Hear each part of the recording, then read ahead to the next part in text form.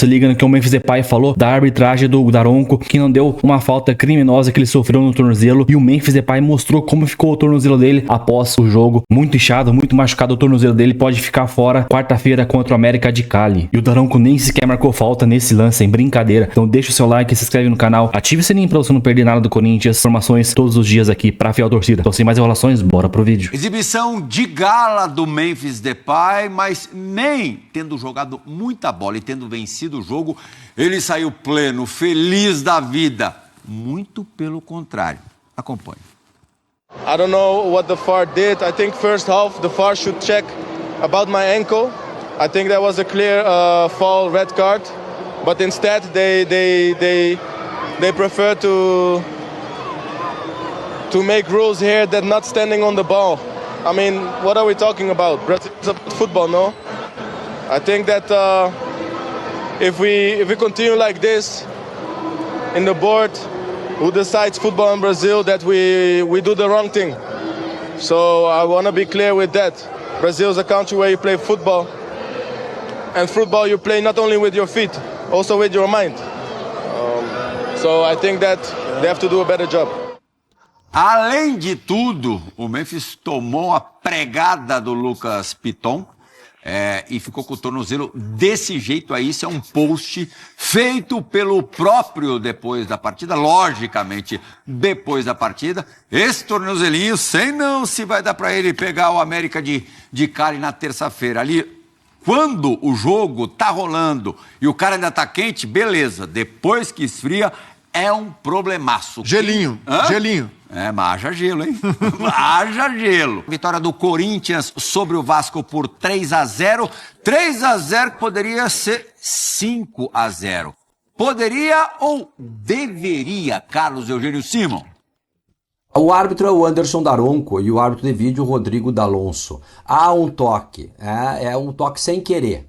Mas sem querer não, é falta, de acordo com a regra. Então ele acaba impedindo o jogador de disputar a bola. Muitos lances já aconteceram desses tipos de jogador sem querer. Ele tocou com o joelho no pé, não é? Às vezes toca com o joelho na perna, tem um trançapé, o jogador acaba caindo. Ele é impossibilitado de disputar a bola e com isso o jogador do Corinthians comete a infração. O gol foi bem anulado. Embora o Daronco estava muito próximo da jogada, né? É uma falta sem querer, mas sem querer também é infração. Então tá certo em anular esse gol do Corinthians. Não é um lance que um árbitro, não é do gabarito do Daronco, da FIFA, teria que ter marcado no campo de jogo. Ele está próximo, a jogada está limpa na frente dele. Eu acho que aí ele não tem. Aí evidentemente muitas vezes o árbitro faz aquela leitura, né, a visão periférica, o jogador protesta ou não protesta, enfim. Quando há um jogador ou dois que reclamam, é do jogo, é do futebol. Quando vários jogadores vêm para cima do árbitro, aí o árbitro tem que repensar, fazer uma reflexão. Mas nesse caso, a falta aconteceu, poderia ter sido marcada no campo, né? Foram 34 faltas nesse jogo e 5 cartões amarelos. Mas enfim, o VAR está aí para isso também e acabou anulando corretamente o gol do Corinthians. O Yuri, não é pelo que dá para ver, ele está em posição de impedimento. Se ele está em posição de impedimento, não é, aí é uma irregularidade e tem que ser marcada a irregularidade. Então, eu também concordo, o gol foi muito bonito do Memphis Depay, que jogou muita bola, mas o Yuri no começo da jogada, ele está numa posição de impedimento, né, em que ele vai participar da jogada. Então, a origem do gol sai de uma questão irregular. Por isso que o gol foi anulado. E cabia mais. Até coube mais. O Daronco, ou o VAR, ou os dois juntos, é que acabaram não tornando essa vitória do Corinthians ainda mais elástica. Breler. E o Vasco foi convidativo, né, Plihal? Como o Vasco também ofereceu essas oportunidades ao Corinthians. Jogada essa no primeiro gol, hein? Jogadaça. Carrilho, Memphis e Yuri. E começou com o Yuri muito participativo nas construções. Mas um Vasco passivo, o Vasco poupou 8 jogadores, focando na Sul-Americana, no duelo com o Puerto Cabello na terça-feira, mas ficou com um time muito frágil, E essa fragilidade de conjunto do Vasco e também de individualidades proporcionou ao Corinthians uma de suas melhores atuações no ano. Nervoso o Memphis aí, né? Aí o João Vitor acabou escorregando, ficou na cara do gol, aí tem muita qualidade para fazer isso. O Memphis participou de todos os gols, inclusive os anulados. Muito bem, hoje o protagonista que se espera dele. Melhor jogo do Memphis Depay com a camisa corintiana? Individualmente falando? Eu diria que sim, ele foi importante ali na final contra o Palmeiras, mas muito ali na base de ser um cara copeiro, experiente, mas na bola hoje foi realmente a melhor atuação, contando, é preciso ressaltar sempre, né, a colaboração excessiva da defesa do Vasco, aí um dos gols anulados, né, o toque do Bidu no Pumita flagrado pelo VAR. Mas... Rodrigo D'Alonso Ferreira é o nome da criança que estava mandando na sala do VAR. E depois, nesse lance aí, eu acho até ok marcar, mas pra mim é um lance que deveria ser marcado pelo Daronco no campo. Daronco muito mal na partida hoje. E aí, esse lance... Daqui a pouco a gente vai ter o Simon falando desse lance, mas eu tenho quase certeza ali que o Piton, não é que a bola tenha desviado no Piton, o Piton quis... fazer alguma coisa com a bola ali. Não é injustificável anular esse lance. E falando de jogo, Plihal, foi um jogo em que o Corinthians nem precisou forçar muito. Os gols apareciam naturalmente, os espaços na defesa do Vasco eram flagrantes, um time totalmente descompactado, que quando se fala de Carille, né, a última coisa que a gente imagina, um time frágil defensivamente, e é isso que o Vasco tem sido nos últimos jogos. O Corinthians aproveitou para se recuperar da derrota em casa para o Huracan, fez ali o que tinha de fazer. Lei do ex com gol contra, vale? Vale, o João Vitor, além do gol contra, fez uma péssima partida, muito mal em todos os lances ofensivos do Corinthians, como o time do Vasco inteiro, né? Praticamente ninguém se salvou, à exceção do Verratti, que entra no final ali, consegue uma cabeçada na trave, mas o Vasco pouco produziu e não pode reclamar da sorte. Esse lance aí que o Verratti cabeceia no travessão, mas...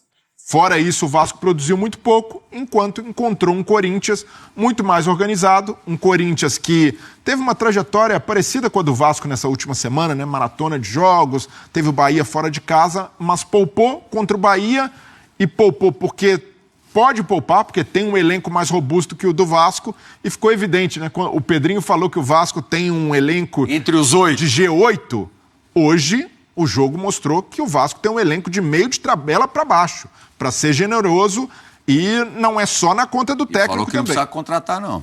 O Carille tomou essa escolha para ele, correu esse risco de poupar 8 jogadores, mas tem a responsabilidade dos atletas. O Vasco comete muitos erros, tem uma incapacidade crônica de se recuperar quando sofre um gol emocionalmente e animicamente nas partidas, e também a responsabilidade da diretoria, porque para poupar numa competição como o Campeonato Brasileiro, precisa ter mais margem, precisa ter mais qualidade no elenco, e hoje o Vasco não pode se dar esse luxo. Poupar 8 jogadores é, de fato, entregar 3 pontos. Nem pelo fato de ter jogado na altitude quinta-feira à noite, o jogo sendo sábado. 8 jogadores, Plihal, é muito. Vai sentir, e até mesmo times como o Corinthians, poupou contra o Bahia, sofreu para correr atrás de um empate. Não é um jogo contra o Corinthians em São Paulo que você pode rifar? Mas eu não... Em Campeonato Brasileiro, Plihal, não dá para correr esses riscos, tem que tentar buscar pelo menos um ponto na casa do adversário, e eu entenderia se fosse poupar o Felipe Coutinho, que tem um histórico de lesões, jogador que já, até nesse ano, o Vasco já sofreu com o desfalque dele por isso, Verratti, que joga todas, não tem substituto para ele, mas poupar praticamente o time inteiro contra uma equipe qualificada como a do Corinthians realmente é uma estratégia de entregar pontos para o adversário e que podem fazer falta lá na frente, e não é garantia de que o Vasco vai ter um jogo tranquilo contra o Puerto Cabello em casa. Puerto Cabello, 9h30 da noite, a gente abre às 9h, transmitiremos esse jogo. A vitória aí é obrigatória. É obrigação, porque o Vasco chamou essa responsabilidade. Ao poupar jogadores, conta com esses 3 pontos, e num grupo que é embolado. O Melgar, líder do campeonato peruano, dificultou o jogo contra o Vasco na altitude, tem Lanús ainda, então o Vasco precisa vencer de qualquer maneira, até para aliviar. O Cabede é molezinha. Não tem presente de Deus em Sul-Americana, não, e tem que fazer a obrigação, e o ambiente... O Corinthians tem uma parada mais dura na Sul-Americana, por isso que perdeu o primeiro... Na verdade, o Corinthians enfrenta o América de Cali na Colômbia, não podendo mais perder. Um ótimo time, mas pelo menos vai com confiança retomada depois de um baque em casa. E o Vasco precisa lidar com essa pressão, porque a paciência da torcida com o Carille na estreia do Brasileiro já se mostrou curtíssima. No intervalo, torcedores vaiando, já protestando contra o técnico, e agora ele colocou essa responsabilidade no colo, mas, repito, é uma responsabilidade que precisa ser dividida. O passeio que o Vasco tomou em Itaquera está na conta do treinador, dos jogadores com muitos erros individuais e também da diretoria. Vamos ouvir os treinadores envolvidos nessa partida da Neoquímica Arena. Corinthians 3, Vasco 0. Pode rodar. Para Noy siempre el Brasileirão, el torneo cada vez que tuvimos en cualquier liga que a gente hizo, siempre le dio prioridad a la liga. Más en una como el Brasileirão, que los últimos años siempre venía sufriendo momentos que no queremos que vuelva a acontecer. En la Copa vamos a brigar también con nuestras armas, pero para Noy siempre la prioridad, porque vos se queda fuera de una Copa, está bien, es ruin, es chato, es triste, pero no queremos volver que no quiero ni falar de lo que aconteció en los últimos 3 años o 2 años. Por supuesto que Noy siempre vamos a dar prioridad al Brasileirão, porque en las copas usted puede quedar fuera, sí, pero lo otro es una catástrofe si acontece lo que tenga que acontecer. Entonces, es algo lógico que Noy siempre pensamos lo más importante, porque usted no puede rebajar en las copas. En cambio, en el Brasileirão sí. Y esta es una liga muy difícil. Usted vaya a la guardia y ya está otra vez en zona difícil. Ya tenemos experiencia que cuesta mucho salir de esa zona y no queremos que Corinthians vuelva a vivir nunca más, por lo menos mientras no estemos aquí, sea un mes, 10 años, no sé, pero no queremos que aconteça más, que ese sufrimiento para el torcedor es mucho sufrimiento. Después las copas vos puede brigar, llegamos a 2 semifinales, quedamos afuera, sí, es triste, chato, sí, pero lo otro son cosas que para el club es lo peor. Entonces, en ese sentido, nosotros siempre damos mucha prioridad al Brasileirão. Yo creo que también lo difícil de todos estos torneos, que jugamos cada 3 días. No es fácil, no es tan fácil como la gente piensa, como muchos escriben, no, es fácil. No es fácil, es muy difícil. El calendario es dificilísimo. Por eso hay que gestionar bien los esfuerzos, armar bien el equipo competitivo para que podamos competir, pero es complicado, no es fácil. Así que vamos a tener que estar muy atentos en todo eso. A decisão final da escalação ela é sempre minha, mas é claro que eu tenho que respeitar todos. Em algum momento a gente teria que fazer isso, né? Jogamos domingo, jogamos quarta com viagem, jogamos hoje, tem jogo terça, sábado, terça novamente depois lá no Ceará. Em algum momento ia ter que fazer isso. Os números mostraram para a gente ter uma certa preocupação, né? Tem os jogadores que são muito importantes no nosso grupo, que é o caso do Coutinho, que eu já perdi 2 vezes esse ano, que foi contra o Fluminense quando ele sai, depois contra o Flamengo. Então a gente tem que controlar, sim.